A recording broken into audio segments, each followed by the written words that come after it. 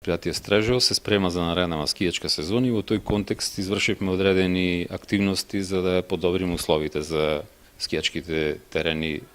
Стражево ги прифатат нашите посетители, што се надеваме дека ова година ќе бидат во голем број. Активности што ги презадовме изминатиот период се од повеќе области, меѓу кои обезбедивме на еден нов ски лифт кој ќе биде наменет само за децата и за почетниците. Извршивме одредено проширување на ски патеки, го зголемивме капацитетот, добивме идејност за работа на ресторанот, каде што ќе имаме можност да понудиме и угостителски услуги, значи, што досега тоа не можевме да го правиме. Обезбедивме уште еден ратрак, односно тапкаш за снег, со кој што ќе овозможиме квалитетна припрема на ски патеките.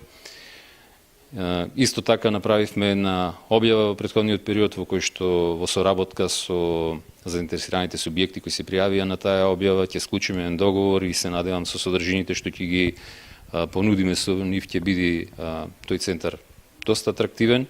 Се работи значи за два субјекти кои на нашиот повик се пријавија, тоа е ски сноуборд клубот No Limits и ултрашколата Evolution.